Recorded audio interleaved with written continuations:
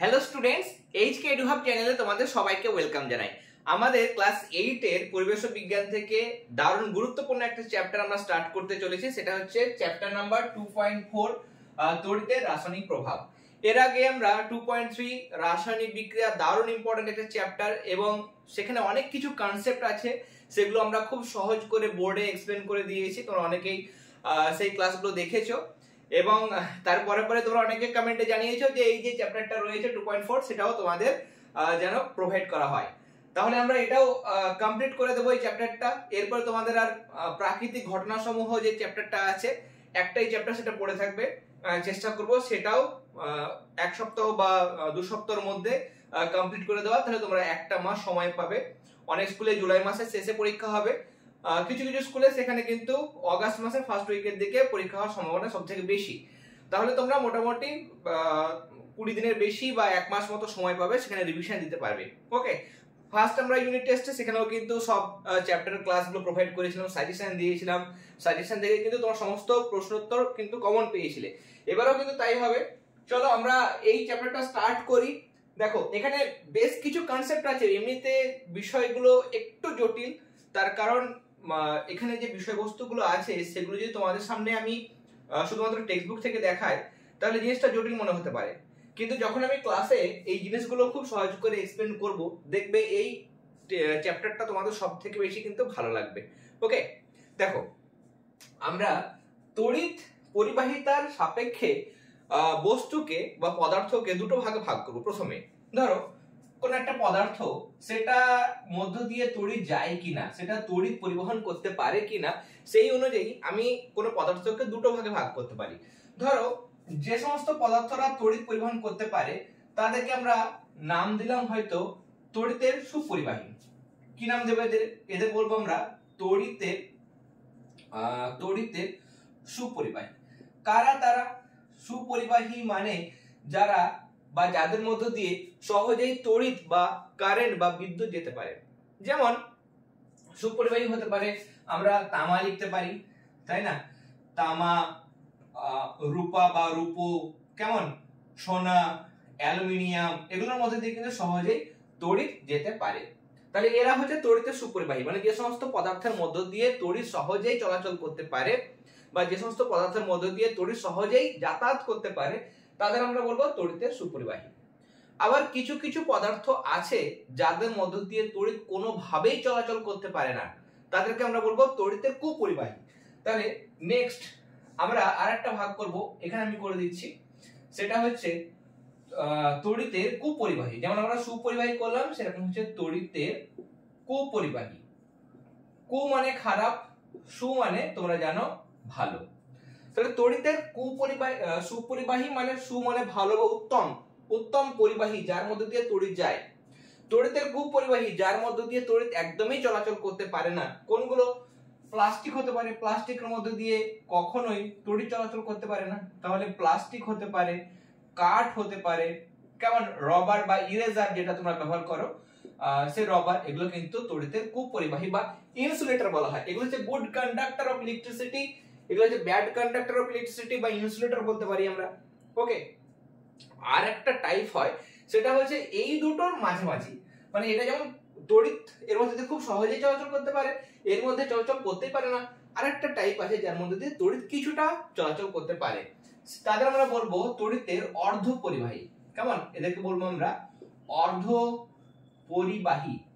এগুলো হচ্ছে সেমিকন্ডাক্টর এবং দারুণ মূল্যবান। এগুলো বিভিন্ন কাজে, আমরা যে ফোনগুলো ইউজ করি সেখানেও কিন্তু চিপসের মধ্যে সিলিকন ব্যবহার করা হয়, সিলিকন, জার্মেনিয়াম, সোলার প্যানেলে সেখানেও ব্যবহার করা হয়।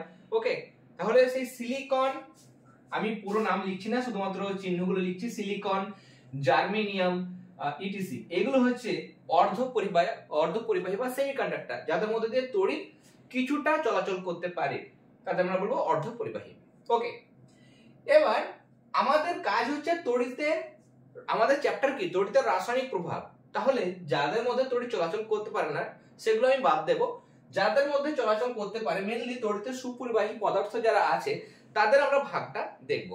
এবার এখানে যারা ভাগ করি তড়িতের সুপরিবাহীর মধ্যে, এখানে ভাগ রয়েছে একটা হচ্ছে ইলেকট্রনীয় পরিবাহী, ইলেকট্রনীয় পরিবাহী, সবকিছু বুঝিয়ে দেব, একটা চাপ নেবে না, সবগুলো খুব সহজ করে তোমরা বুঝতে পারবে। ইলেকট্রনীয় পরিবাহী।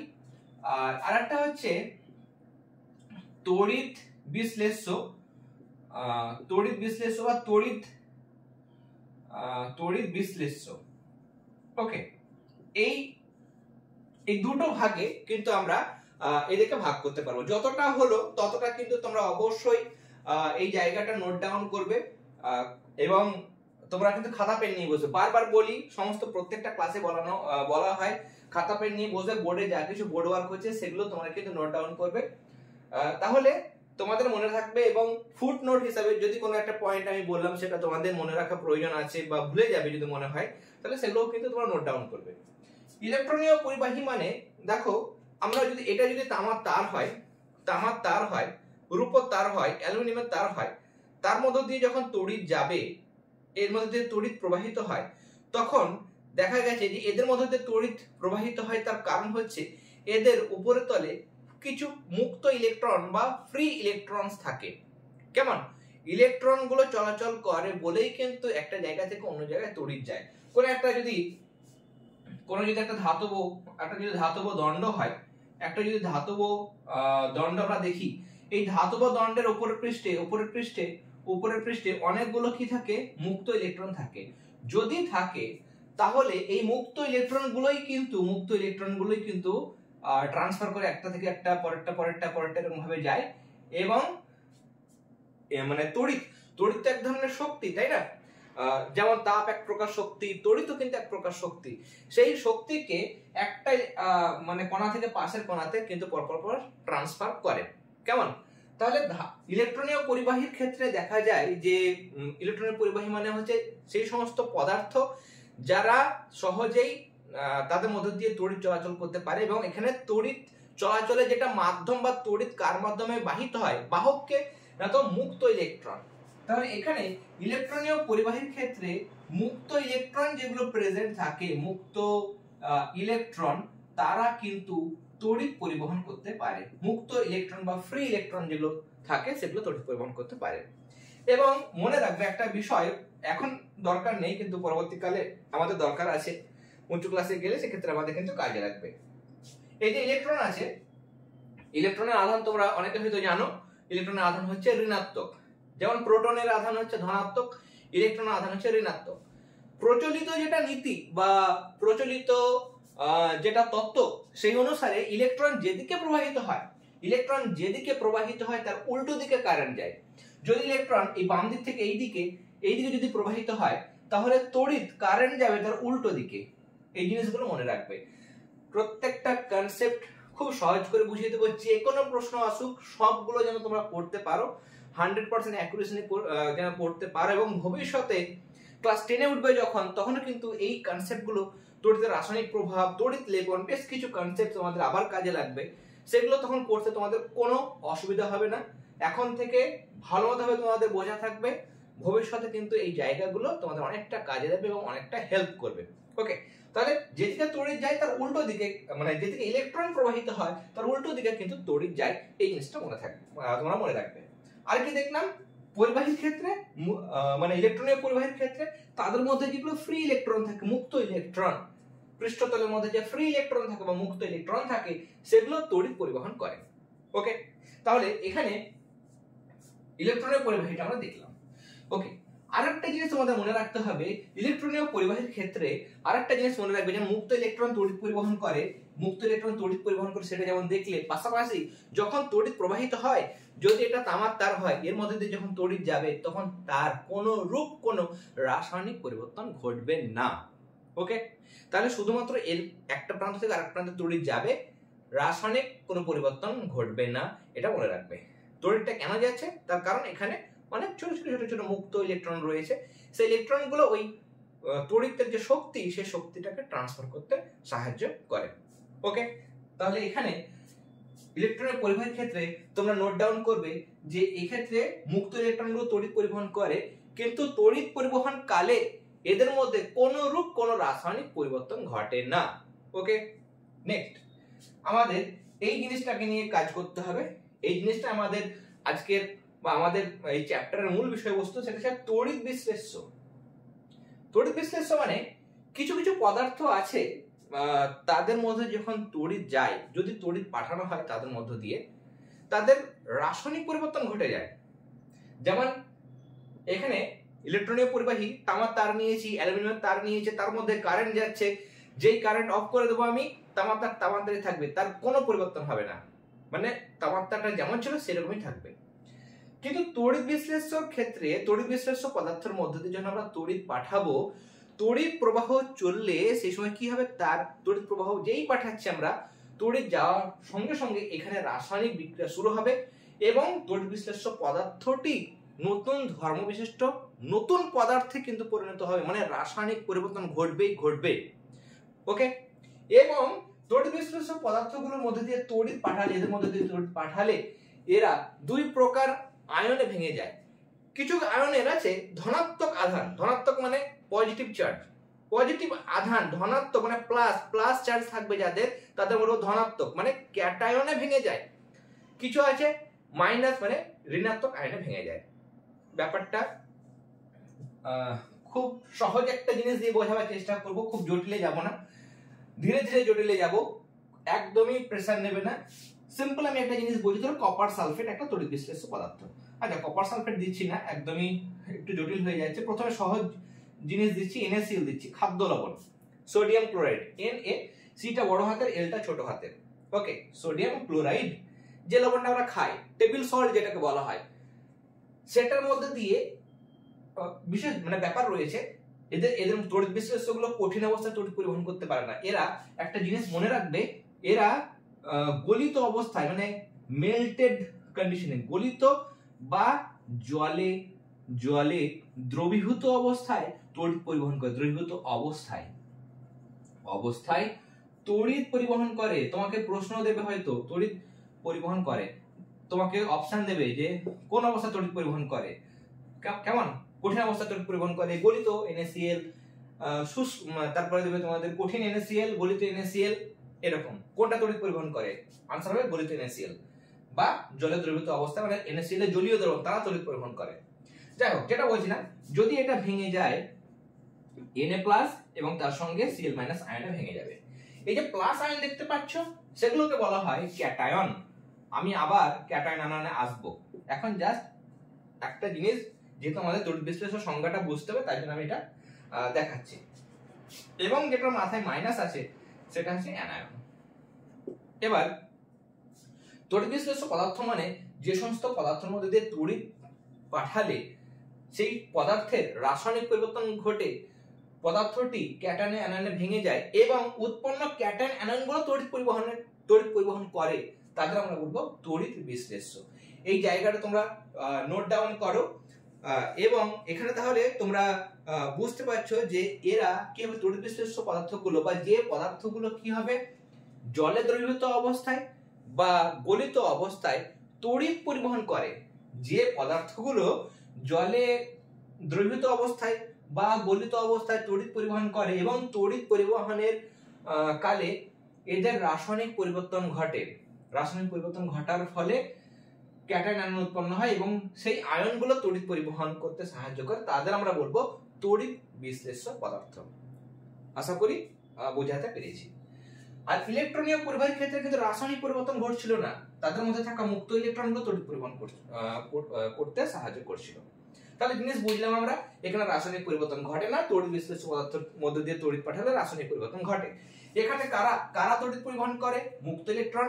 এখানে কারা তড়িৎ পরিবহন করে, ক্যাটায়ন অ্যানায়ন, বা এক কথায় আয়নগুলো, যে আয়নগুলো উৎপন্ন হচ্ছে সেগুলো কিন্তু তড়িৎ পরিবহন করে। এবার ইলেকট্রনীয় পরিবাহীর কি কোনো ভাগ আছে? ভাগটা আমরা করতে পারি। ইলেকট্রনীয় পরিবাহী সাধারণত আমরা দুটো ভাগ করি, কিছু আছে ধাতব পরিবাহী, কিছু আছে অধাতব পরিবাহী। মানে কি, আমরা জেনারেলি, আচ্ছা, ধাতব ইলেকট্রনীয় পরিবাহীগুলো সাধারণত কঠিন হয়, যেগুলো আমরা দেখতে পাই। ধাতবের মধ্যে আমরা দেখতে পাবো তামা, রূপা, সোনা, বেশিরভাগই কঠিন। ব্যতিক্রমও আছে, পারদটা তরল ধাতু, তাই না? তরল অধাতু সেটা তড়িতের পরিবাহী, পারদটা হবে তড়িতের পরিবাহী, তড়িৎ বিশ্লেষ্য হবে না। তাহলে ধাতুর মধ্যে মেইনলি কঠিন হয়, ধাতু ও পরিবাহীগুলো কঠিন হয়, সোনা, রূপা, তামা, লোহা, অ্যালুমিনিয়াম এগুলো লিখবে। অধাতব পরিবাহী কোনগুলো? কিছু কিছু অধাতু আছে, তোমরা জানো, ব্যতিক্রম তো আছে, সব জায়গাতে ব্যতিক্রম আছে। তাহলে অধাতুর মধ্যেও কিছু ব্যতিক্রম আছে, তারা তড়িৎ পরিবহন করে। যেমন তোমরা অনেকেই জানো, আনসার করতে পারবে, সেটা হচ্ছে গ্রাফাইট। গ্রাফাইট অধাতু হওয়া সত্ত্বেও কিন্তু তাপ এবং তড়িৎ দুটোরই সুপরিবাহী, তাই না? তাহলে গ্রাফাইটের মধ্যে যে তড়িৎ যায়, তাহলে এটা হচ্ছে অধাতব ইলেকট্রনীয় পরিবাহী। ওকে, বুঝতে পেরেছো? এবার আমরা তড়িৎ বিশ্লেষ্যের মধ্যে, তড়িৎ বিশ্লেষ্য তো দেখলাম যে তড়িৎ বিশ্লেষ্য পদার্থের মধ্যে দিয়ে তড়িৎ যায়, রাসায়নিক পরিবর্তন ঘটে। ওকে, এবার তড়িৎ বিশ্লেষ্য পদার্থকে আমরা দুটো ভাগে ভাগ করব। তড়িৎ বিশ্লেষ্য পদার্থের মধ্যে কিছু কিছু আছে, কিছু রয়েছে তীব্র তড়িৎ বিশ্লেষ্য, কিছু রয়েছে মৃদু তড়িৎ বিশ্লেষ্য। তীব্র তড়িৎ বিশ্লেষ্য মানে যে সমস্ত তড়িৎ বিশ্লেষ্য পদার্থের মধ্যে দিয়ে তড়িৎ গেলে সেগুলো বেশি সংখ্যায়, মানে ম্যাক্সিমাম পার্সেন্টেজ 80% বা 90% বা 100% সেগুলো আয়নে ভেঙে যায়, মানে বেশিরভাগ মানে কণাগুলো বা বেশিরভাগ অণুগুলোই আয়নে বিয়োজিত অবস্থায় থাকে, তাদের আমরা বলবো তীব্র তড়িৎ বিশ্লেষ্য। আর যে সমস্ত তড়িৎ বিশ্লেষ্যের মধ্যে দিয়ে তড়িৎ পাঠালে খুব কম সংখ্যায় অণুগুলো আয়নে বিয়োজিত হয়, তাকে আমরা বলবো মৃদু তড়িৎ বিশ্লেষ্য। উদাহরণ অবশ্যই অবশ্যই অবশ্যই আসবে, মৃদু তড়িৎ বিশ্লেষ্য উদাহরণটা বেশি আসে, তার কারণ সেখানে লিমিটেড। কিন্তু তীব্র তড়িৎ বিশ্লেষ্য অনেক উদাহরণ, যে কোনো অ্যাসিড নাও, যে কোনো অ্যাসিড, যে কোনো acid, any acid, any acid, যে কোনো অ্যাসিড তুমি নাও না কেন, ধরো আমি নিলাম H2SO4 সালফিউরিক অ্যাসিড, ওকে, নাইট্রিক অ্যাসিড নিতে পারি HNO3, এগুলো তীব্র তড়িৎ বিশ্লেষ্য। যে কোনো বেস, ক্ষার আমরা নিতে পারি, যে কোনো ক্ষার, যেমন সোডিয়াম হাইড্রোক্সাইড, পটাশিয়াম হাইড্রোক্সাইড, এগুলোর মধ্যে তড়িৎ যাবে এবং এরা বেশি সংখ্যায় আয়নে ভেঙে যায়, এটা হচ্ছে তীব্র তড়িৎ বিশ্লেষ্য। তাহলে যে কোনো অ্যাসিড, যে কোনো ক্ষার, এগুলো তীব্র তড়িৎ বিশ্লেষ্য উদাহরণ। লবণগুলো তীব্র তড়িৎ বিশ্লেষ্য, যেমন NaCl, এগুলো তীব্র তড়িৎ বিশ্লেষ্য। তবে তড়িৎ বিশ্লেষ্য মানেই সেগুলো কখনো কঠিন অবস্থায় তড়িৎ পরিবহন করতে পারে না, তারা সবসময় গলিত বা জলে দ্রবীভূত অবস্থায় তড়িৎ পরিবহন করতে সক্ষম। বারবার পয়েন্টগুলো মনে রাখবে, একটা পয়েন্টও মিস করবে না। যদি ক্লাসটা ভালো মতো ফলো করো, আমি গ্যারান্টি দিচ্ছি তোমাদের যে তোমরা সমস্ত প্রশ্নের আনসার অবশ্যই করতে পারবে। মৃদু তড়িৎ বিশ্লেষ্য কোনগুলো? বললাম যেগুলোর মধ্যে যদি তড়িৎ যায় তাহলে বেশি সংখ্যায় বিয়োজিত হয় না, খুব কম সংখ্যক অণু আয়নে ভেঙে যায় বা আয়নে বিয়োজিত হয়। উদাহরণ, দারুণ ইম্পর্টেন্ট উদাহরণ হচ্ছে অ্যাসিটিক অ্যাসিড। অ্যাসিটিক অ্যাসিড তোমরা জানো, অনেকেই জানো, সেটা হচ্ছে ভিনিগার। রান্নার কাজে, মাছ মাংস সংরক্ষণ করতে, বিভিন্ন কাজে ভিনিগারটা কাজে লাগে, তাই না? সেই ভিনিগারের যেটা মূল উপাদান সেটা হচ্ছে অ্যাসিটিক অ্যাসিড। ওকে, তাহলে মৃদু তড়িৎ বিশ্লেষ্যের ক্ষেত্রে উদাহরণ হবে অ্যাসিটিক অ্যাসিড। কেমন? আসলে আমাদের বাংলার স্পেলিং অনেক সময় এদিক ওদিক হয়, অনেক বই অ্যাসিটিক অ্যাসিড থাকে, কোন বই অ্যাসিটিক অ্যাসিড থাকে। আসলে ACE উচ্চারণটা অ্যাসিটিকও হয়, অ্যাসিটিকও হয়, ডাজন্ট ম্যাটার, কোনো অসুবিধা সেরকম নেই। Acetic acid formula CH3COOH, acetic acid. Okay, এছাড়া অ্যামোনিয়াম হাইড্রোক্সাইড, দারুণ একটা উদাহরণ। অ্যামোনিয়াম। আচ্ছা, আরেকটা উদাহরণ আমি হয়তো ভুলে যাব, আমি আগে লিখে রাখছি, এটা বলতে হতেই পারে পড়াতে গিয়ে অনেক সময় অনেক পয়েন্ট হয়তো মিস হয়ে যায়। চেষ্টা করব প্রত্যেকটা পয়েন্ট তোমাদের সাথে শেয়ার করা। এরপরে যদি তোমাদের ডাউট থাকে কোনো কিছু, যে স্যার এই জিনিসটা কি হবে, বা ক্লাসে যদি না হয়ে থাকে কোনো জিনিস, আমি চেষ্টা করব প্রত্যেকটা টপিক কভার করার। যদি কোনো টপিক মিস হয়ে যায় অবশ্যই কমেন্টে জানাবে, তার কারণ এর আরেকটা আমি পার্ট প্রোভাইড করবো, সেখানে তাহলে তোমাদের ডিটেলসে বলে দেবো। অ্যামোনিয়াম হাইড্রোক্সাইড, তাই তো? অ্যামোনিয়াম হাইড্রোক্সাইড, তোমরা টেক্সট বুক থেকে, রেফারেন্স বই থেকে, যে কোনো জায়গা থেকে কোনো ডাউট থাকলে বা প্রশ্ন থাকলে সেগুলো জানাবে। অ্যামোনিয়াম হাইড্রোক্সাইড সেটা হচ্ছে NH4OH, অ্যামোনিয়াম হাইড্রোক্সাইড। ওকে, তাহলে আর এটা হচ্ছে কার্বনিক অ্যাসিড। কার্বলিক অ্যাসিড কিন্তু নয়, কার্বলিক অ্যাসিড সাবধানতা ব্যবহার করা হয়, সেটা আলাদা ল আছে। কার্বলিক, এটা হচ্ছে কার্বনিক, দন্ত ন হ্রস্বই ক, কার্বনিক অ্যাসিড।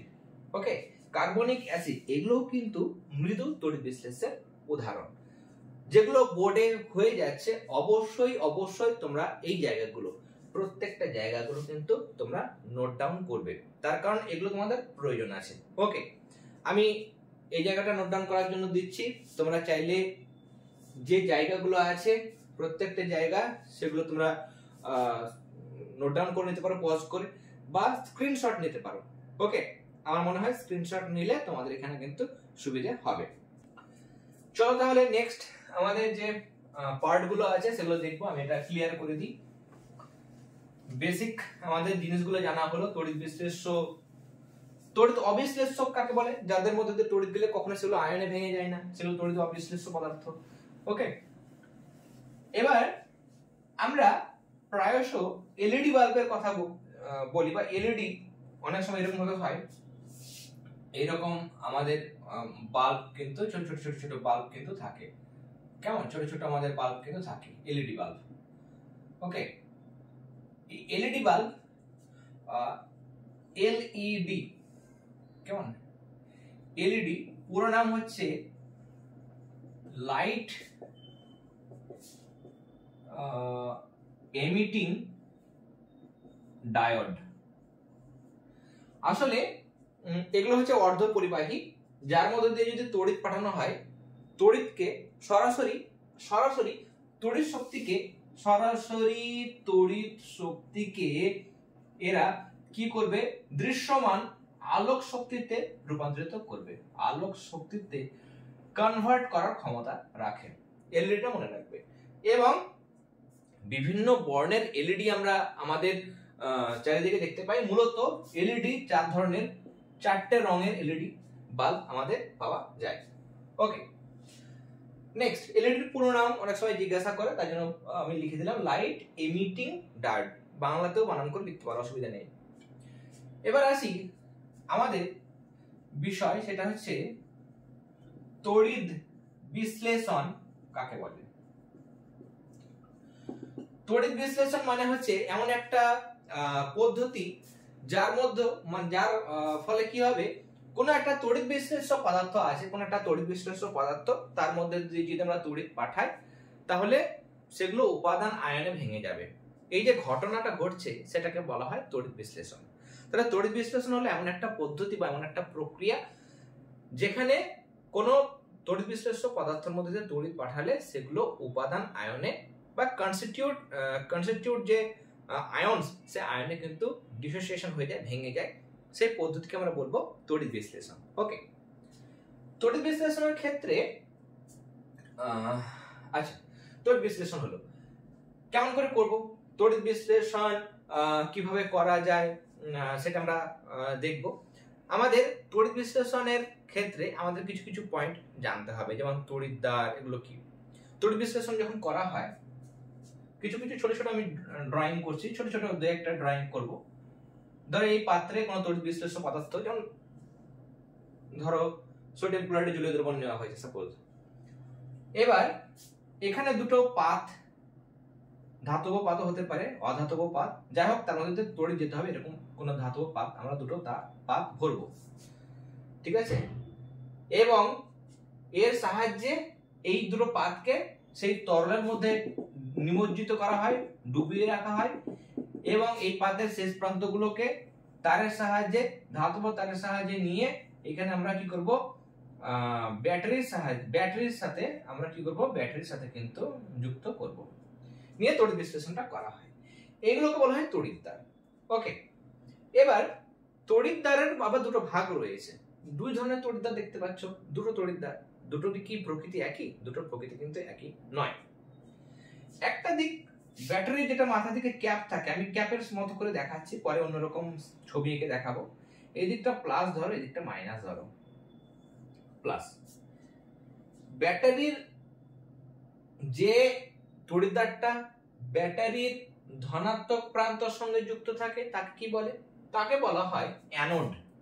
এটা হচ্ছে আমাদের অ্যানোড।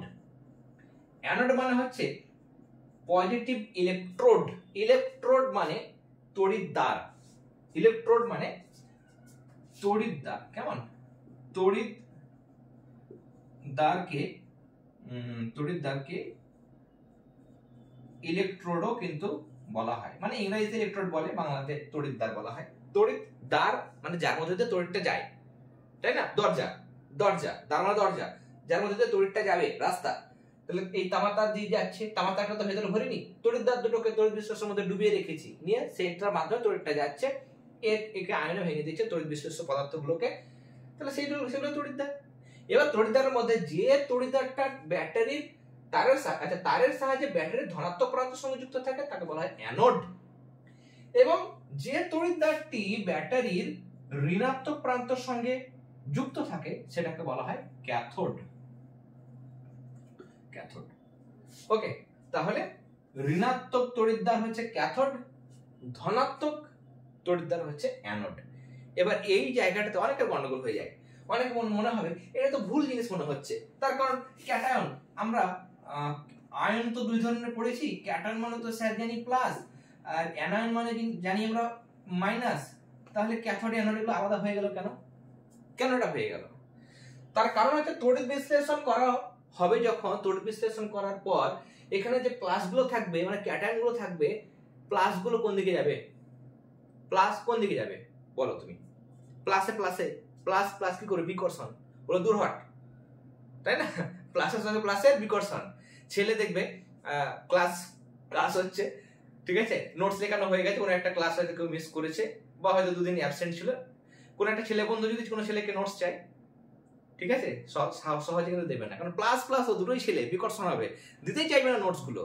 কিন্তু সেই ছেলে বন্ধুটাকে যদি তার কোনো মেয়ে ফ্রেন্ড জাস্ট বলছে তোমাদের, সে যদি বলে নোটটা দিয়ে দিস তো, আমি দুদিন আসিনি, বলতে হবে না, আগে থেকে নোট দিয়ে দিবে, এই তুই দুদিন আসিস নি, নোটটা নিয়ে নে। তার কারণ প্লাসের সঙ্গে মেয়েটা যদি মাইনাস হয়, তাহলে প্লাসের সঙ্গে মাইনাসের একটা কিন্তু আকর্ষণ থাকে, তাই না? তাহলে প্লাস প্লাস চেষ্টা করো মাইনাসের কাছে যাওয়ার, আর মাইনাস গুলো চেষ্টা করবে প্লাসের কাছে যাওয়ার। কিন্তু প্লাস কখনো প্লাসের কাছে যাবে না, কারণ প্লাস প্লাস বিকর্ষণ হয়। মাইনাস কখনো মাইনাসের কাছে যাবে না, মেয়েদের সঙ্গে প্রচন্ড হিংসে হয়, তাই না? তাহলে মাইনাস কখনো মাইনাসের কাছে যাবে না, মাইনাস যাবে প্লাসের কাছে, প্লাস যাবে মাইনাসের কাছে। তাহলে যখন তড়িৎ বিশ্লেষণ হবে তখন যেগুলো প্লাস আয়ন তৈরি হয় সেগুলো হচ্ছে ক্যাটায়ন। কেন? তার কারণ তারা কোন দিকে যাবে? ক্যাটায়ন গুলো ক্যাথোডে যাবে, ক্যাথোডে যাবে। তার কারণ কি? এ তো অ্যানোডে যেতে পারবে না, অ্যানোড কি? অ্যানোড হচ্ছে প্লাস, তাহলে এই প্লাস চাইবে মাইনাসে যেতে। মাইনাস তড়িৎদ্বার কোনটা? এটা না এটা, তাহলে ক্যাথোড মানে মাইনাসে যাবে। তাহলে ক্যাথোডে আয়ন যাচ্ছে বলে ক্যাটায়ন, ক্যাথোডে যাচ্ছে তাই জন্য ক্যাটায়ন। ওকে, অ্যানায়ন মানে যেগুলো মাইনাস আয়ন। ধর NaCl ভেঙে গিয়েছিল, NaCl ভেঙে গিয়ে তৈরি হয়েছে Na plus plus Cl minus. তাহলে ক্যাটায়ন কোনটা? এই যে Na প্লাসটা হচ্ছে ক্যাটায়ন, Na প্লাসটা হচ্ছে ক্যাটায়ন, আর Cl মাইনাস যেটা মাইনাস হলো সেটা হচ্ছে অ্যানায়ন। কোথায় যাবে অ্যানায়নটা? অ্যানায়নটা যাবে, তার ডেস্টিনেশন হচ্ছে অ্যানোডে যাবে। তার কারণ প্লাসটা যায় মাইনাসের কাছে, মাইনাস যায় প্লাসের কাছে। ওকে, আয়ন দুই রকমের। তাহলে আমরা দেখলাম যে ধনাত্মক তড়িৎগ্রস্ত আয়নকে ক্যাটায়ন বলে, ঋণাত্মক তড়িৎগ্রস্ত আয়নকে অ্যানায়ন বলে। ক্যাটায়ন কেন ক্যাথোডে যায়, অ্যানায়ন কেন অ্যানোডে যায়, আমি এক্সপ্লেন করে দিলাম। আশা করি জীবনে তোমরা এই জিনিসটা ভুলবে না। ওকে, তো তড়িৎ বিশ্লেষণ দেখলাম, তড়িৎদ্বার দেখলাম, তড়িৎদ্বারের দুটো ভাগ ক্যাথোড অ্যানোড দেখলাম। এখানে যে তরলটা নেওয়া হয় তড়িৎ বিশ্লেষ্য পদার্থ, ইংরেজি টার্মগুলো চাইলে মনে রাখতে পারো, সেটা হচ্ছে ইলেকট্রোলাইট বলা হয়। ওকে, এবার স্যার এই পাত্রটার নাম কি? এই পাত্র, যে পাত্রে তড়িৎ বিশ্লেষণ করা হচ্ছে, তড়িৎ বিশ্লেষণ পদ্ধতিটা যে পাত্রে করে তার নাম কি? তার নাম হচ্ছে ভোল্টামিটার। ওকে, এই যে তড়িৎ মানে পাত্র, যে পাত্রের মধ্যে তড়িৎ বিশ্লেষণ করা হয় তাকে বলা হয় ড্যাশ। আসে প্রশ্নচিত্রে আমরা দেখেছি, স্কুলের প্রশ্নপত্র, আমরা বহু স্কুলের প্রশ্নপত্র দেখি, বিগত বেশ কয়েকটা বছর ধরে দেখে আসছে, সেখানেও দেখি এরকম প্রশ্ন কিন্তু আসে। বা তড়িৎ বিশ্লেষণ যে পাত্রে করা হয় তার নাম কি? সেটা হচ্ছে ভোল্টামিটার। এটার পরও কিন্তু তোমরা অনেকে বারবার কমেন্টে জানাও, স্যার এই চ্যাপ্টার নোটস দিন, যেগুলো আমি বোর্ডে বুঝিয়ে দিচ্ছি, ক্লাসগুলো ফলো করো, সেখানে এখান থেকে কিন্তু সমস্ত প্রশ্ন কমন পাবে। যেগুলো নোট প্রয়োজন আছে অলরেডি আমি আগের চ্যাপ্টারগুলো, তাপ চ্যাপ্টার বলো, মানুষের খাদ্য উৎপাদন, সব চ্যাপ্টারগুলো কিন্তু আমি নোট প্রোভাইড করে দিয়েছি, তাই না? আর এখানে তড়িতের রাসায়নিক প্রভাব এটা আমি বোর্ডে বুঝিয়ে দিচ্ছি। এর আগে 2.3 রাসায়নিক বিক্রিয়া, সেই দুটো বোর্ডে করে দিচ্ছি। বাদ বাকি সব চ্যাপ্টারগুলো কিন্তু নোটস দেওয়া হয়ে গেছে। ওকে, সেগুলো তোমরা দেখো। নোটস তোমরা চাইলে প্লেলিস্ট অপশনে গিয়ে সেখান থেকে তোমরা দেখে নিতে পারবে। ওকে, তাহলে যে পাত্রে তড়িৎ বিশ্লেষণ করা হয় সেটাকে বলা হয় ভোল্টামিটার। ওকে, এবার আমরা তড়িৎদ্বার দেখলাম, সবকিছু দেখলাম। এবার একটা প্রশ্ন হচ্ছে যে আমরা এখানে জলের মধ্যে দিয়ে কি তড়িৎ যায়? জলের মধ্যে দিয়ে তড়িৎ কি যায়? বাস্তব উদাহরণ দিয়ে তুমি ভেবে পজ করে ভাবো। জল যদি আমার হাতে যদি মানে জল লেগে থাকে, আমি যদি সুইচে, বাচ্চাদের ঘরের বড়রা যারা থাকেন তারা কিন্তু বারবার তোমাদেরকে মানে কনসার্ন করেন এবং সবসময় বলেন যে জিনিসটা ভেজা হাতে কখনো কারেন্টের সুইচ বা কারেন্টের কোনো জিনিস হাত দেওয়া উচিত নয়। কেন? জলের মধ্যে কি তাহলে তড়িৎ যায়? অবশ্যই যায়। বিশুদ্ধ জল যার মধ্যে কোনো আয়ন নেই, মুক্ত আয়ন নেই, যার মধ্যে কোনো আয়ন নেই, সেই জলকে আমরা বলবো পাতিত জল। পাতিত জল বা ডিস্টিল ওয়াটার। কোথায় পাবো স্যার এই জলটা? এই জলটা বাজারে পাওয়া যায়, ঠিক আছে, অনেক কাজে লাগে। ইনভার্টারের ব্যাটারি, সেগুলোতে কিন্তু পাতিত জল বা ডিস্টিল ওয়াটারটা কিন্তু কাজে লাগে। জল ভরতে হয় ব্যাটারির মধ্যে। ওকে, বেশি দাম নয়, কম দামে একদম। লিটার বোধহয় 20 টাকাও নয়, তার থেকে কম দাম পাতিত জল, ডিস্টিল ওয়াটার। ওকে, তার মধ্যে কিন্তু কোনো আয়ন থাকে না, তাহলে তার মধ্যে দিয়ে তড়িৎ যাবে না, তড়িৎ পাঠালো এর বিশ্লেষণ হবে না, ভাঙবে না। ওকে, কিন্তু আমি বাইরে যে জলটা ব্যবহার করছি, যেটা খাচ্ছি, সেই জলের মধ্যে কি আছে বলতো? সামান্য হলেও, একদম সামান্য হলেও অশুদ্ধি তো আছে। কিছুটা পরিমাণে লবণ, অন্যান্য আয়নগুলো, মানে কিছু পজিটিভ আয়ন, কিছু নেগেটিভ আয়ন আছে তো? অবশ্যই আছে। তাহলে অশুদ্ধি আছে। অশুদ্ধি যদি আছে, তার মধ্যে ক্যাটায়ন আছে, অ্যানায়ন আছে, তাহলে তারা তড়িৎ পরিবহন করবে। তাই জন্য ভেজা হাতে যদি আমি সুইচ টাচ করি, কোনো কারণে যদি ফল্ট থাকে, সেই ফল্টের জন্য সেখানে আমার শক লাগতে পারে, তাই তো? শক্ত রাখবে, কারণ সেই জলের মধ্যে আয়নগুলো আছে। হয়তো সোডিয়াম ক্লোরাইডের লবণ, আমরা যে জল খাই সেটা তার মধ্যে তো আয়ন থাকে, তাই না? এমনি কেনা জলের মধ্যে, খাবার জল যে আমরা খাই, দেখবে ওখানে লেখা থাকে আয়ন সমৃদ্ধ জল, তাই না? আয়ন থাকে, মানে কম্পোজিশন গুলো পড়বে। ওকে, তাহলে তার মধ্যে দিয়ে তো আয়ন থাকে বা অশুদ্ধি থাকে, সেগুলো তড়িৎ পরিবহন করে। সেই জন্য আমাদের কখনো ভেজা হাতে কারেন্টের সুইচ, ইলেকট্রিকের সুইচের বোর্ড, সেগুলো হাত দেওয়া উচিত নয়। এগুলো প্রশ্ন আসে। ওকে, বা ইলেকট্রিকের মিস্ত্রি, কারেন্টের মিস্ত্রি দেখবে কাঠের টুল নিয়ে কাঠের টুলের উপর চেপে কাজ করে। ওকে, বা স্যান্ডেল পরে সবসময় কাজ করতে হয়। ওকে, যদি না করা হয় তাহলে সরাসরি আমাদের শরীরের ভিতর যে রক্ত আছে, জলীয় অংশ আছে, সবগুলো তড়িৎ পরিবহন করে। হাত দিলে যদি কোনো কারণে শক লাগে, কারেন্ট চলে যাবে, নিয়ে আমাদের একদম সাহা হয়ে যাবে, তাই না?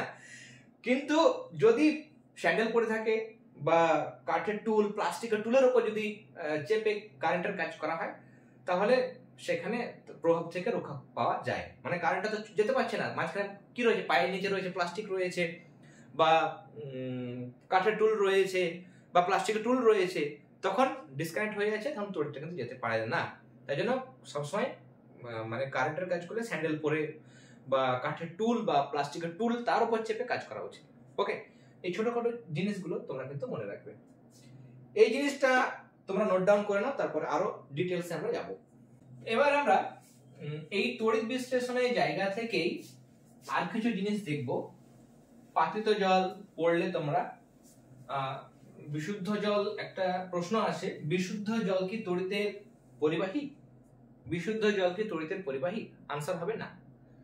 বিশুদ্ধ জল যদি তার মধ্যে কোনো আয়ন প্রেজেন্ট না থাকে, যেমন পাতিত জল, সেখানে যেহেতু আয়ন থাকে না, সেগুলোর মধ্যে তড়িৎ যায় না। তাহলে জলে যদি তড়িৎ বিশ্লেষণ করতে চাই, কি করে করব?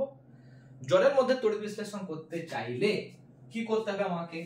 জলের সাথে প্লাস লঘু কোনো অ্যাসিড বা ক্ষার মিশিয়ে দিতে হবে। লবণও মেশাতে পারি, বা লবণ মিশিয়ে দিতে হবে। যদি মিশিয়ে দিই তখন আয়নের পরিমাণ বেড়ে যাবে, যখন আয়নের পরিমাণ বেড়ে যাবে তখন সেই জলের মধ্যে দিয়ে তড়িৎ যাবে, নিয়ে তড়িৎ বিশ্লেষণ করা যাবে, কারণ রাসায়নিক পরিবর্তন হবে, জলের নতুন ধর্মবিশিষ্ট পদার্থ পরিণত হয়। ওকে, জলের মধ্যে দিয়ে যদি, আচ্ছা ছবিটা আমি আঁকি, ছবিটা যদি এখানে আমরা করি, এখানে ধরো আমার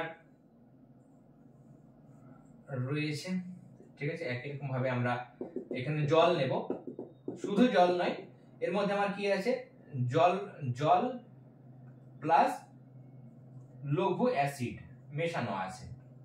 যেহেতু বিশুদ্ধ জলের মধ্যে দিয়ে আয়নের পরিমাণ খুবই কম, সেটার মধ্যে দিয়ে তড়িৎ যায় না, তার জন্য তার মধ্যে কোনো উপযুক্ত কোনো লঘু অ্যাসিড বা ক্ষার আমরা মিশিয়ে দিলে সেটার মধ্যে আয়নের পরিমাণ বেড়ে যায়, ফলে তড়িৎ পাঠানো যায়। নিয়ে এখানে আমরা তারের সাহায্যে যুক্ত করব, তারের সাহায্যে যুক্ত করব, এখানে আমরা তার নিয়ে এসে আমরা এখানে কি করব, ব্যাটারি দেবো, হয়তো একটা ব্যাটারি দিলাম, তারপরে এই একটা ব্যাটারি দিলাম, তারপর হয়তো একটা ব্যাটারি দিলাম, তিনটে ব্যাটারি দিলাম, তিনটে ব্যাটারি, একটা প্রান্ত বড়, একটা যদি বড় সেটা পজিটিভ হয়, একদিকটা ছোট দিকে নেগেটিভ হয়, ঠিক আছে। তাহলে এই দিকটা আমার, ধরো এই দিকটা আমার হয়ে যাচ্ছে অ্যানোড, এটা তো নয়, জিনিসটা যে এইটা অ্যানোড, আর এই দিকটা হয়ে যাচ্ছে আমার ক্যাথোড। ওকে, মানে অ্যানোড মানে এটা হচ্ছে প্লাস, আর এই দিকটা হচ্ছে ক্যাথোড মানে মাইনাস। জলে যদি তড়িৎ বিশ্লেষণ করা হয় তাহলে কি ঘটে দেখো, জল H2O যখন তড়িৎ বিশ্লেষণ করা হয় তখন জল ভেঙে যায় H+ এবং OH- আয়নে। H+ আয়ন এটা হচ্ছে hydroxyl ion, hydroxyl ion, OH- ion. এবার H+ আয়ন যেগুলো তৈরি হবে, এই যে এখানে ধরো একটা প্লাস, এটা H+ ধরো, এটা একটা H+, ধরো এটা একটা H+, এটা একটা H+, প্লাস গুলো কোন দিকে যাবে, প্লাস মানে ক্যাটায়ন, সেগুলো ক্যাথোডের দিকে যাবে, মানে মাইনাস তড়িৎদ্বার যেটা ঋণাত্মক তড়িৎদ্বার সেদিকে যাবে। তাহলে ক্যাটায়ন গুলো ছুটবে ক্যাথোডের দিকে, ক্যাটায়ন গুলো ছুটবে ক্যাথোডের দিকে। ওকে, OH- আয়ন যেগুলো তৈরি হলো, OH- আয়ন, আমি পুরো OH- ওইভাবে লিখছি না, শুধুমাত্র মাইনাস মাইনাস করে দেখাচ্ছি আমি হয়তো এখানে, সেগুলো ছুটবে কোন দিকে, মাইনাস গুলো সবসময় প্লাসের দিকে যায়, তাই না, মাইনাসের ভক্তি প্লাসের দিকে, তাহলে প্লাসের দিকে যাবে, মানে ক্যাটায়নটা ক্যাথোডে, অ্যানায়নটা অ্যানোডের দিকে যাবে। ওকে, এবার ক্যাথোডে কি ঘটনা ঘটে, ক্যাথোডে কি ঘটনা ঘটে, ভালো করে মনোযোগ সহকারে শুনবে, এই জায়গাটা কিন্তু গুরুত্বপূর্ণ একটা জায়গা। H+ আয়ন যেটা গেল, সেটা ক্যাথোডে যাওয়ার পর একটা প্লাস, তাহলে ওই একটা প্লাসকে কাটাবার জন্য একটা মাইনাস দরকার, ইলেকট্রনের আধান সবসময় কি হয়, মাইনাস হয়, ইলেকট্রনের আধান সবসময় মাইনাস হয়। তাহলে এই H+ আয়নটা ক্যাথোডে যাওয়ার পর একটা ইলেকট্রন গ্রহণ করবে, ইলেকট্রন গ্রহণ করে কিসে পরিণত হবে, H, মানে হাইড্রোজেন পরমাণু। এটা কি, H হাইড্রোজেন পরমাণু, এটা হচ্ছে হাইড্রোজেন H পরমাণু, এটা পরমাণুতে পরিণত হবে। কিন্তু পরমাণু তো স্টেবল নয়, পরমাণু তো পরমাণু অবস্থায় থাকতে পারবে না, একটা H+ আয়ন এসেছে, আর একটা H+ আয়ন যখন যাবে তখন আরেকটা H পরমাণু তৈরি হবে, নিয়ে ওই দুটো H পরমাণু একসঙ্গে যুক্ত হয়ে হাইড্রোজেন গ্যাস তৈরি করবে, হাইড্রোজেন গ্যাস তৈরি করবে। প্রশ্ন আসে, জলের তড়িৎ বিশ্লেষণে ক্যাথোডে কোন গ্যাস পাওয়া যায়, উত্তর হবে হাইড্রোজেন গ্যাস পাওয়া যায়। কি করে জানবে, ওই গ্যাসটাকে সংগ্রহ করতে হবে, গ্যাসটাকে সংগ্রহ করে একটা পাতকাঠি ডোবাবে, জ্বলন্ত পাতকাঠি মানে দেশলাই জ্বালিয়ে ভেতরে ভরে দেবে, পাতকাঠিটা নিভে যাবে, গ্যাসটা দপ করে একদম নীল শিখায় জ্বলে উঠবে, মানে সেটা হচ্ছে হাইড্রোজেন গ্যাস। ওকে, ক্যাথোডে ইলেকট্রন গ্রহণ হয়েছে, যারা যারা ক্লাস দেখেছো 2.3 জারণ বিজারণ সব ক্লাসগুলো যারা ভালোমতো ভাবে ফলো করেছো, পজ করে একটা প্রশ্নের আনসার দাও, এখানে ইলেকট্রন গ্রহণ হলো, তাহলে জারণ হলো না বিজারণ হলো। যারা দেখেছো অবশ্যই মানে একদম সৎভাবে পজ করে, আমার কথা শুনে নয়, এখনই পজ করে আনসারটা নিজে নিজে মনে মনে ভাবো এবং তারপরে আমার সঙ্গে আনসারটা মেলাবে। ওকে, এবং কমেন্টে জানাবে কতজনের, যারা যারা দেখেছো কতজনের তোমাদের আনসারটা ঠিকঠাক হয়েছে। আমরা বলেছিলাম addition of electron, gain of electron, electron যখন গ্রহণ হবে, ইলেকট্রন গ্রহণ মানেই বিজারণ। ক্যাথোডে সবসময় বিজারণ হয়, তার কারণ ক্যাথোডে ইলেকট্রন গৃহীত হয়, ইলেকট্রন গ্রহণ করবে মানেই সেটা হবে বিজারণ। তাহলে ক্যাথোডে এই যে ঘটনাটা ঘটলো সেটা হলো বিজারণ। যারা সঠিক আনসার দিতে পেরেছো অবশ্যই তাদেরকে অনেক কংগ্রেচুলেশন, অনেকটাই কংগ্রেচুলেশন জানাই। আর যারা দেখোনি ক্লাস দেখোনি তাদের অসুবিধা হয়েছে তারা কিন্তু অবশ্যই 2.3 ক্লাসগুলো দেখে নিও। নেক্সট আমরা সরি অনেকক্ষণ থেকে কন্টিনিউয়াসলি কথা বলে যাচ্ছি, তার জন্য একটু গলার প্রবলেম হয়েছে। দেখো অ্যানোডে যেটা বিক্রিয়া, অ্যানোডে ওয়েট মাইনাস আয়ন যাবে, মাইনাস অলরেডি মাইনাস আছে, সে কিন্তু আর ইলেকট্রনকে নিতে চাইবে না, তার কারণে মাইনাস হলে আরো ইলেকট্রন নেবে, সেও তো মাইনাস, আবার তাহলে ইলেকট্রন বেড়ে যাবে, আরো মাইনাস বেড়ে যাবে, সেটা তো কখনোই করতে চাইবে না। বরং এই মাইনাসটাকে কি করে বার করা যায়, একটা মাইনাস আছে সেটা বার করবে, তাহলে কি করে সম্ভব, একটা ইলেকট্রন বেরিয়ে যাবে, একটা ইলেকট্রন বেরিয়ে যাবে, নিয়ে শুধু ওএইচ তৈরি হবে। এটাকে আমি বলেছিলাম এভাবেও লেখা যায়, যারা আগের ক্লাস দেখেছো যে ওএইচ মাইনাস আছে সেটাকে আমরা এরকম ভাবে ওএইচ ডান দিকে ইলেকট্রনটা এরকম ভাবে লিখতে পারি। ইলেকট্রন তৈরি হচ্ছে মানে ইলেকট্রন বেরিয়ে যাচ্ছে মানে সেটা হচ্ছে জারণ বিক্রিয়া। ওকে, তাহলে ওএইচ তৈরি হলো। এরকম করে আরেকটা ওএইচ মাইনাস আয়ন আসবে, ওএইচ তৈরি হবে, আরেকটা আসবে, আরেকটা তৈরি হবে, এরকম ভাবে চারটে যখন তৈরি হবে, চারটে ওএইচ তৈরি হবে, সেই চারটে ওএইচ ভেঙে যাবে 2H2O + O2। মেলাও চারটে হাইড্রোজেন, 2 দুগুণে 4টে হাইড্রোজেন, অক্সিজেন এদিকে কটা, 4টে, দুটো আর দুটো 4টে। সোজা কথা, তাহলে কি উৎপন্ন হলো, জলটা তো গ্যাস নয়, গ্যাস কি অক্সিজেন, তাহলে ক্যাথোডে আমার হাইড্রোজেন গ্যাস তৈরি হচ্ছে, অ্যানোডে আমার তৈরি হচ্ছে অক্সিজেন গ্যাস। তাহলে জলের তড়িৎ বিশ্লেষণে ক্যাথোডে কোন গ্যাস তৈরি হয়, হাইড্রোজেন গ্যাস, অ্যানোডে কোন গ্যাস উৎপন্ন হয়, উত্তর হবে অক্সিজেন গ্যাস। ওকে, এবং জলের মধ্যে তড়িৎ বিশ্লেষণ করতে গেলে যেহেতু জলের মধ্যে আয়নের পরিমাণ খুব কম থাকে বা থাকে না বলে চলে, তার জন্য জলের মধ্যে লঘু অ্যাসিড মেশাতে পারি আমরা, লঘু মানে যে কোনো ক্ষার যেমন NaOH, KOH এগুলো মেশাতে পারি, লবণ যেমন NaCl, এগুলো কিন্তু মিশিয়ে আমরা জলের মধ্যে দিয়ে তড়িৎ বিশ্লেষণটা করতে পারি। ওকে, যেমন আমরা এটা করলাম বিক্রিয়া, এই তড়িৎ বিশ্লেষণটা জলের তড়িৎ বিশ্লেষণ ঘটালাম, একই রকম ভাবে আমরা আরেকটা তড়িৎ বিশ্লেষণ করব, সেটা হচ্ছে যদি এখানে লঘু অ্যাসিড এবং জল, সোজা কথায় জলের তড়িৎ বিশ্লেষণ করলাম, এটা কিসের করলাম, জলের তড়িৎ বিশ্লেষণ। এবার আমরা যদি গলিত NaCl নিই, আমি আর ছবিটা বারবার একই জিনিস আঁকছি না, গলিত NaCl সোডিয়াম ক্লোরাইড যদি নিয়ে তড়িৎ বিশ্লেষণ করি, তাহলে কি ঘটবে, এখানে NaCl টা দেখো ভেঙে যাবে কি করে, প্রথমেই বলা হয়েছে Na+ এবং Cl- আয়নে ভেঙে যাবে। তাহলে ক্যাথোডের বিক্রিয়া, ক্যাথোডে কি হবে, ক্যাথোডে প্লাস যায়, বারবার বলেছি ক্যাথোডে যেমন এখানে প্লাস গেছে এখানে প্লাস যাবে, তাহলে Na+ যাবে, একটা ইলেকট্রন গ্রহণ করবে, গ্রহণ করার পর সোডিয়াম পরমাণুতে পরিণত হবে, সোডিয়াম পরমাণু ধাতব পরমাণুতে পরিণত হবে। তাহলে ক্যাথোডে সোডিয়াম উৎপন্ন হয়, ক্যাথোডে সোডিয়াম ধাতু উৎপন্ন হয়, এটা হবে आंसर। অ্যানোডে কি হবে, যদি গলিত NaCl এর তড়িৎ বিশ্লেষণ করা হয়, তাহলে অ্যানোডে যাবে আমার Cl-, সেটা ইলেকট্রন ছেড়ে দেবে, নিয়ে ক্লোরিন পরমাণুতে পরিণত হবে, প্রথমে ক্লোরিন পরমাণুতে পরিণত হবে, পরে দুটো ক্লোরিন পরমাণু একসঙ্গে যুক্ত হয়ে Cl2 গ্যাস মানে ক্লোরিন গ্যাস উৎপন্ন করবে। তাহলে ক্যাথোডে সোডিয়াম পরমাণু বা ধাতব সোডিয়াম উৎপন্ন হবে, অ্যানোডে আমার ক্লোরিন গ্যাস উৎপন্ন হবে। তাহলে এই জায়গাগুলো কিন্তু তোমরা ভালো রকম ভাবে করবে, যে ক্যাথোডে কোনটা অ্যানোডে কোনটা, সেই জায়গাগুলো কিন্তু তোমরা অবশ্যই করবে। নেক্সট আমাদের আর একটা জায়গা আমরা বলবো, একটা জায়গা বলার পর মানে একটা বিষয় রয়েছে তড়িৎ বিশ্লেষণ থেকে, সেটা হচ্ছে তড়িৎ বিশ্লেষণের ব্যবহারিক প্রয়োগ, সেটা আমি আজকের ক্লাসে করে দিচ্ছি, তারপরে তড়িৎ লেপনের যে পোরশনটা থাকবে সেটা নেক্সট ক্লাসে আমরা প্রোভাইড করব। ওকে, এটা দেখে নাও, ক্লাসগুলো কেমন লাগছে সেটা অবশ্যই তোমরা কিন্তু জানাবে, অনেকে আছো যারা রেগুলার কমেন্টে জানাও তোমাদের ক্লাসগুলো কেমন লাগে, তোমাদের কোনো প্রবলেম থাকলে বা তোমাদের যদি কোনো ডিমান্ড থাকে যে স্যার এই ক্লাসগুলো প্রোভাইড করুন, সেগুলো আমি বরাবরই করি। সেরকম বাকি যারা আছো, অনেকে হয়তো দেখছো ক্লাসগুলো লাইক দিচ্ছ না বা কমেন্ট করছো না, সেক্ষেত্রে দেখো আমাদেরও বুঝতে অসুবিধা হয় যে তোমাদের ভালো লাগছে কিনা বা তোমাদের কাছে ঠিক মতো পৌঁছচ্ছে কিনা। তোমরা একটু বেশি করে ক্লাসগুলোতে কমেন্ট করো, কি আর কিছু না হোক অ্যাটলিস্ট পরিচয়টা করা।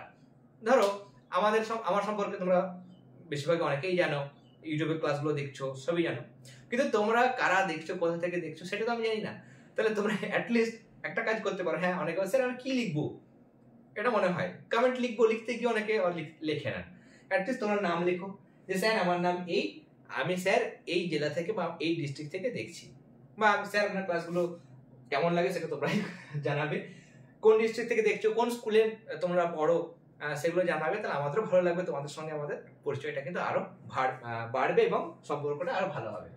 ওকে, যাই হোক, এখন আমরা তড়িৎ বিশ্লেষণের ব্যবহারিক প্রয়োগ করব। আমরা তড়িৎ বিশ্লেষণের অনেক রকমের ব্যবহারিক প্রয়োগ আছে, তার মধ্যে মানে এর তো প্রচুর ব্যবহারিক প্রয়োগ, তার মধ্যে ফার্স্ট আমরা যদি দেখি 1 নাম্বার, সেটা হচ্ছে ধাতু নিষ্কাশন। যেগুলো তীব্র হাইলি ইলেকট্রোপজিটিভ যেগুলো মেটাল, যেমন সোডিয়াম, পটাশিয়াম,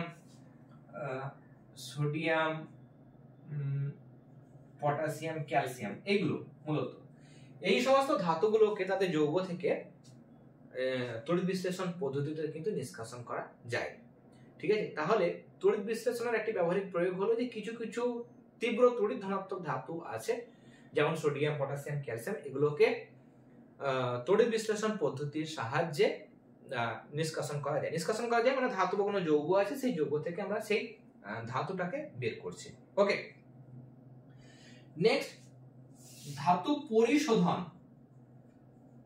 ধাতু প্রকৃতিতে তো একদম 100% পিওর অবস্থায় পাওয়া যায় না, তার মধ্যে অনেক কিছু অশুদ্ধি মানে ইমপিউরিটিজ, কাদা হতে পারে, অন্য কোনো যৌগ হতে পারে, সেগুলো মিশে থাকে।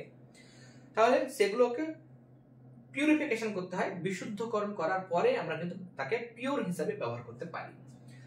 তাহলে ফার্স্ট হচ্ছে যে আমরা যে ধাতুটাকে পাচ্ছি তার মধ্যে অনেক তো ইমপিউরিটি, অনেক অশুদ্ধি আছে, সেগুলোকে বের করে মানে তাকে পরিশোধন করে তাকে আমরা ব্যবহার করব। সেরকম আমরা তামার যখন বিশোধন করা হয়, তামার বিশোধন বা পিউরিফিকেশন, সেটা কিন্তু এই তড়িৎ বিশ্লেষণ পদ্ধতিতে করা হয়। নিয়ে পিওর ধাতুটাকে আমরা বের করি, তামাটাকে বের করে নিই, অশুদ্ধগুলো আলাদা জায়গায় পৌঁছে যায়। ওকে, তাহলে এটা একটা প্রয়োগ। নেক্সট আরেকটা পদ্ধতি, সেটা মানে প্রয়োগ দারুণ ইম্পর্টেন্ট, সেটা হচ্ছে তড়িৎ লেপন। এটা নিয়ে আমি ডিটেলসে বলবো না আজকে, তার কারণ তাহলে অনেক জিনিস থাকবে যেগুলো যদি না বলি তাহলে ইনকমপ্লিট হয়ে যাবে। তড়িৎ লেপন সেটা মনে রাখো আজকের জন্য, যেটা একটা তড়িৎ বিশ্লেষণে ব্যবহারিক প্রয়োগ, যেখানে কোন একটা ধাতু, কোন একটা সক্রিয় ধাতু, তার উপর তুলনামূলক কম সক্রিয় কোন একটা ধাতুর প্রলেপ দেওয়া হয়। কেন দেওয়া হয়? ধরো আমি একটা, আচ্ছা এটাই বলি, ধর এটা প্লাস্টিক না হয়ে একটা লোহার টুকরো, পিওর লোহা, বাতাসে থাকছে, জলীয় বাষ্প, বাতাসের অক্সিজেন সবকিছুর সঙ্গে রিঅ্যাকশন হচ্ছে, নিয়ে ধীরে ধীরে ধীরে এটা যত পুরনো হবে, এর উপর লালচে বাদামি রঙের একটা আস্তরণ পড়বে, সেটা হচ্ছে মরচে, তাই তো? তাহলে জিনিসটা তো নষ্ট হয়ে গেল, মরচে পড়ে জিনিসটা নষ্ট হয়ে গেল। এবার যাতে মরচে না পড়ে বা এটাকে আমি আরো সুন্দর করার জন্য, মানে এর উজ্জ্বলতা বাড়ানোর জন্য, এর সৌন্দর্য বাড়ানোর জন্য তড়িৎ লেপন করবো, মানে এর উপর অন্য একটা কোনো পদার্থের কোটিং দেব, প্রলেপ দেব, সেটা হচ্ছে তড়িৎ বিশ্লেষণ পদ্ধতিতে করা হয়, কিন্তু সেখানে পদ্ধতির নাম হয়ে যাচ্ছে তড়িৎ লেপন। তাহলে যে তড়িৎ বিশ্লেষণে যে পদ্ধতিতে বেশি সক্রিয় কোনো ধাতুর উপর তুলনামূলক কম সক্রিয় ধাতুর প্রলেপ দেওয়া হয়, সেটাকে বলা হয় তড়িৎ লেপন। লোহার উপরে সোনার প্রলেপ হতে পারে, তারপর রূপোর উপর সোনার প্রলেপ হতে পারে, এরকম ভাবে নানা বস্তুর উপর বা লোহার উপর নিকেলের প্রলেপ হতে পারে। এই জিনিসগুলো কিন্তু তড়িৎ লেপন পদ্ধতিতে করা হয়। ওকে, তাহলে আজকে আমরা এতটা পর্যন্ত আলোচনা করলাম। এরপর আর একটা ক্লাস দেব, তাহলে দুটো ক্লাসের মাধ্যমে পুরো চ্যাপ্টারটা কমপ্লিট হয়ে যাবে। ক্লাসটা ভালো লেগে থাকলে অবশ্যই ক্লাসটাতে লাইক দেবে এবং বন্ধুদের সাথেও বেশি বেশি করে আমাদের আজকের ক্লাস শেয়ার করবে। ওকে, তাহলে আজকের ক্লাস আমরা এখানেই শেষ করলাম। তোমরা সবাই খুব ভালো থেকো। All the very best.